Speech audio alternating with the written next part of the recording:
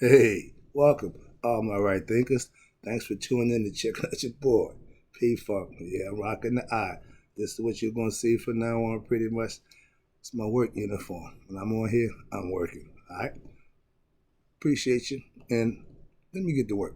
Today, I got a good lesson for you. Hope you enjoy this one. Writers and 25 Rules to Live By. Storytelling. Story with a message.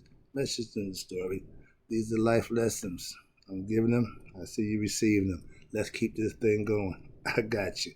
Right Thing's mission is to enlighten you, inspire, to educate you, and motivate you, the individual, to a higher spiritual level of enlightenment. I'm trying.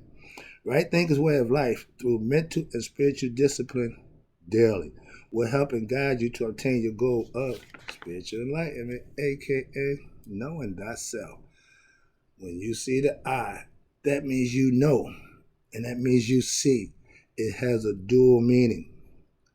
Exoteric, esoteric. It's another lesson, but you heard about that before. Let's go. That's what it means. All right. And the question, know thyself. Let's go. A person who knows not and knows not that they know not is foolish. Disregard them. A person who knows not but knows that they know not is simple. I can teach them. Tune in. That's why I do what I do for you.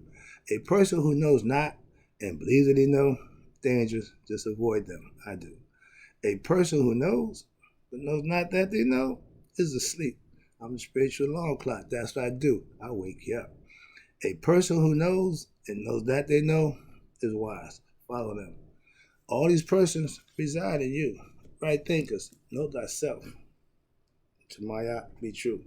Today is Right Thinking Thursday at the house where I give lessons in right thinking. Okay? But today, I'm doing what I do in my living room for you in the wee hours of the morning. All right. Today, right thinkers, it's been a lot going on about God and who they call him and Allah and Yahweh and the whole all these names that you give God. The ancients called it Neteru or Nebenja. Okay, the absolute, the supreme being. So God wasn't a word that we use, but again, this is what we're doing. And in my concepts, I studied the ancient Egyptian mystery system for over 30 years. Again, I understand the concepts, I understand the names, but for us to get understanding, I had to modernize it a little bit, dress it up so we can understand it. So the word God here, Nebuchadnezzar and God, the same thing. The supreme being, the absolute, all those are the same being. Only one God. What everybody call him don't make a difference. It's all about the results and what he do. Watch this. All right, the word God is a modern name given to the supreme being, the almighty, the absolute, ancient Neter. Okay, they call him Neter, which is the one, and everybody after him were Neteru, meaning aspects of your character. All right, they saw the attributes of God, the Neter, in all things. Hence, Neter, nature. You recognize God. First of all, they call him Amun, which means hidden. You're never going to see him. So how you know God? Nature. Stuff that man don't create, we already know. They didn't had the argument, who did this, who did that. They respected, understood, and had complete understanding of the concept of God. A lot of us are just confused. It's no big deal. All right, confusion in language, yeah. Tower Babel, it ain't just started. It's always been confusion. All right, but they were the first civilization to unify as one and live and by live and do the same thing for over 3,000 years. I'm just saying, conceptually. The all encompasses, they called them, the absolute, the supreme being. Okay? They had a concept. They just didn't call him God. Same concept, we just call him God. Hope you understand that. All right. Now, right thinking is modernized Egyptian mystery system concepts with a little bit of my personal stuff in there, but that's because as a master of it, I can tweak it to what I think it should be. Okay, work out the kinks, so to speak. That's all. It's not perfect, but it's close to perfect as you can get if you understand it and you can manifest and live it. It's perfect when it's done correct. That's all I'm saying. Following God, respecting God, it's all the same thing. All right, here you go. God is Neter, aka nature. If man don't create it, give it to God. End of discussion. Well, which one? Don't make a difference. Polytheism, man, we worship more than one God. We knew everything after the supreme was still aspects and parts of God, which was make our essence the same thing. Back. The ancients saw God, Neteru, as a spirit, and the spirit is invisible. Air is invisible, but nature is seen. Ra, the sun, seen. Okay? The manifestation of that comes from what? Man's job is to do what? Learn who he is with obtaining knowledge. They put it there for a reason. We have an education system for a reason. People don't homeschool. Why? For a reason. Some people do. Why? Because they know what they're doing. That's all it's about. If you know what you're doing, you can do it. If you don't know, you should find somebody. The phrase was, you run around here with your nose all snotty. If you don't know what you're doing, all you got to do is ask somebody. Old phrase. They had sages, gurus, master teachers to do just that. What? Give information. Teachers. Wow. We had people like myself doing that back then. I'm doing it now. Teaching and administering the truth that you can live with, that you can actually have a part of and play a big role in your own life. Having knowledge of self, aka knowing God, is a way to live. They did that. They lived Maya, meaning they lived on the level. They kept everything in balance. They understood right from wrong. But knowing and understanding really don't help you. Having knowledge is good, but if you're not implementing it, if you're not using it, you ain't manifesting the things, that the fruits that it will give you, it's a waste of time. Netters, okay? The ancients called him God. The ancients didn't call him God, okay? Netter. But we had attributes to represent God. The king, the stick with the color wrappers of the color, that was considered God. In the coffin, afterlife. Oh, another lesson there, but I ain't going to that. Right now, the concept is we knew the ancients had a clear-cut understanding of God, but they even did next level. They lived it. They manifested. They built pyramids. They built sphinx. They built edifices showing their respect and homage to God. They wonder how it was done. Everybody at the temple building were all on the same accord, doing God's work. We know it's hard to do today, but that was the concept. All right, here you go. They use the winged sun disk to represent the Neter, God. When you saw the disk, that's Ra. You saw the wings, that's the spiritual. When you see wings in ancient time, that's spirituality. That's the next level. Higher consciousness, we call it now, okay? But the Neter is the aspect. All Neters are the Neteru, meaning more than one. Neter is the one. Neteru is everything aspects after the one that emits from the one, which is all part of you.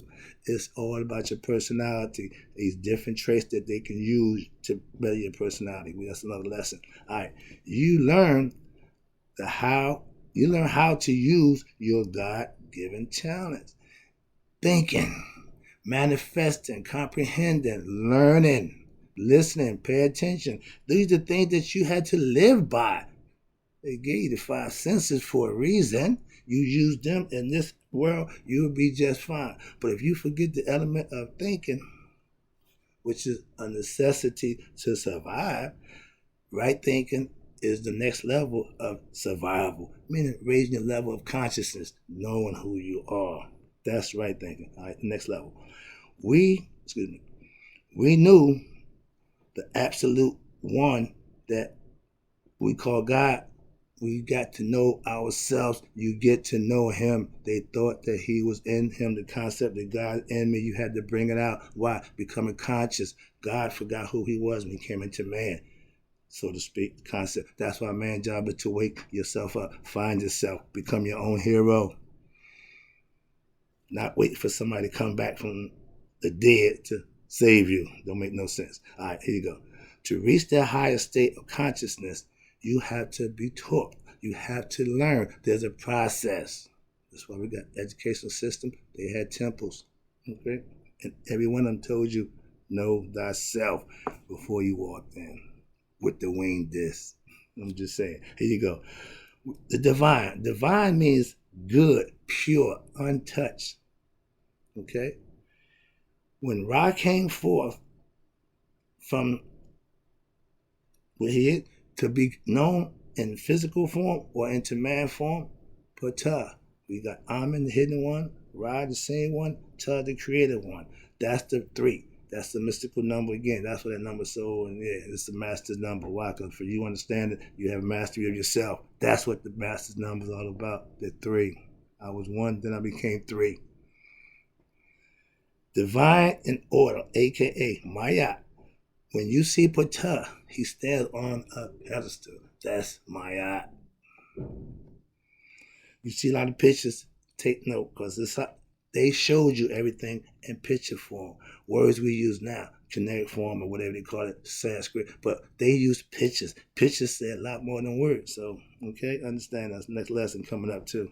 Here's up. All right. When you reach spiritual enlightenment, when you obtain nihas, when you find out who you are, that's a life changer.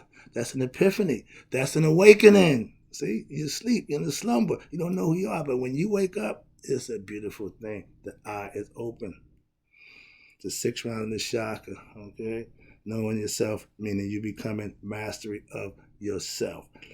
Next one is, okay, ancient times, they call it the supreme good, Sun and Bunam, reaching the highest level of spirituality with knowledge and understanding of self. You reach the supreme good, okay?